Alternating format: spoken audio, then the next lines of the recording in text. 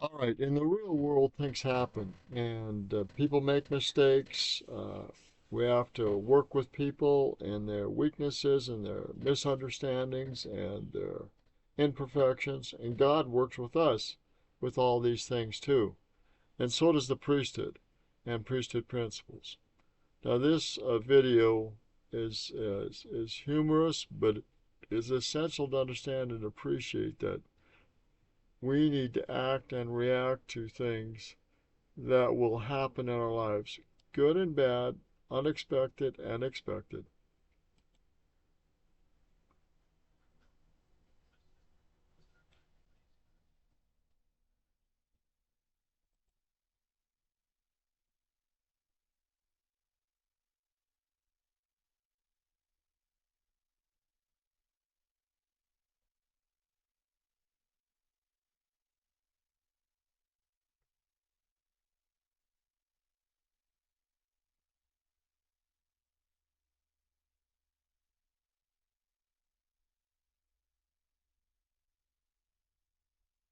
So they knew the rules and they enforced those rules, and the children knew the rules.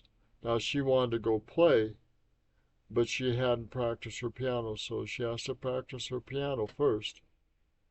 So here's what happens.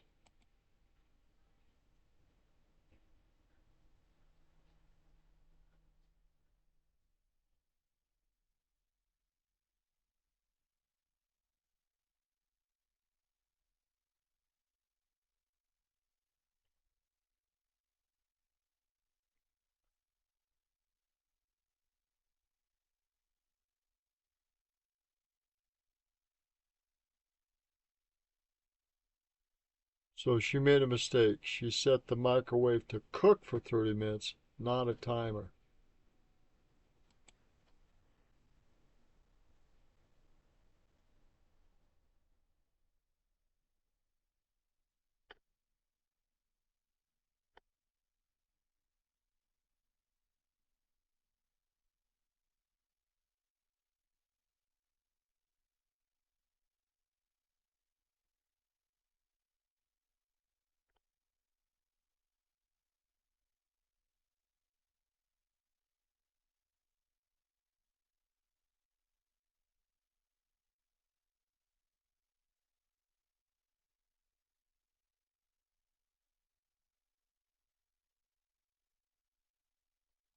Okay, microwave oven's on fire.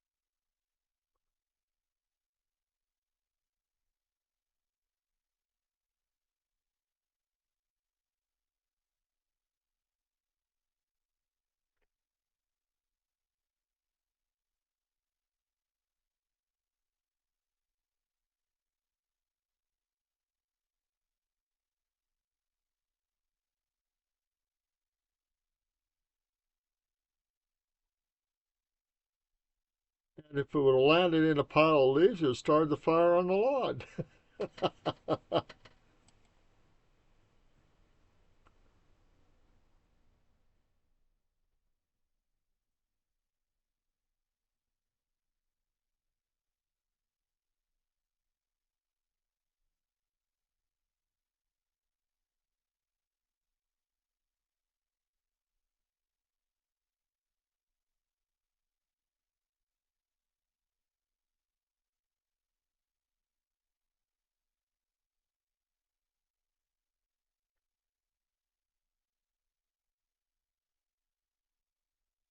Nothing on the inside.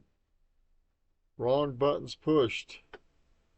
Microwave starts on fire. Real life happens.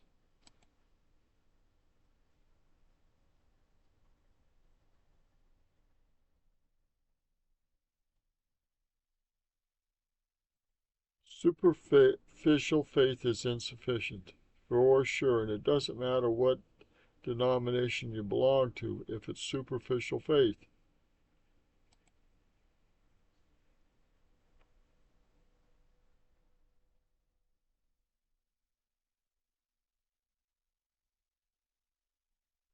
Filling our hearts and souls with real faith in Jesus Christ. Real faith, real relationship, real communication, real responsibilities, real accountability, and real priesthood principles.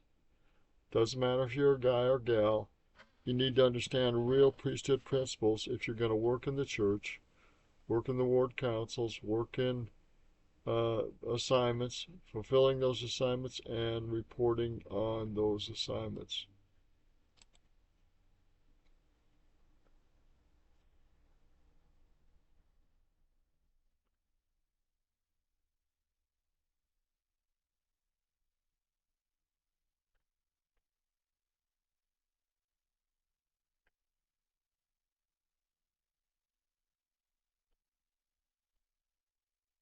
It's a new logo for the church that came out several years ago. But priesthood principles need to be applied by all people, in or outside of the church. And I know the world doesn't know that yet, but sometime in the future, under Christ, these principles will be taught and applied worldwide, in or outside the church. And there'll be an accountability for that understanding and that application. So there's much more to this than I could possibly say. I'll give you a reference to this. But you first have to learn the gospel. And there's a lot of work before being baptized. Then there's work after baptism to get to the temple. Then there's work after the temple ordinances to remain faithful and to go on and fulfill those covenants. So there's kind of three stages. Preparatory work before baptism, baptism and work thereafter, the second stage, and the third stage is temple work and the work thereafter, which is more eternal and uh, more celestial work. And so those three stages, work before baptism, work after baptism, second stage, third stage, work after temple work. And I emphasize work and responsibility and priesthood principles because they go together. We will be required to learn things, step up, be accountable for those principles and practices, and there will be judgment on these things. If we refuse to come into baptism, there'll be a judgment on that. If we come into the church and are baptized and are faithful, after baptism and after our temple work, there'll be a judgment on that. No matter what we do, there'll be judgment on what we received and what we followed up on and what we did and what we became. That's God's plan in a simple nutshell.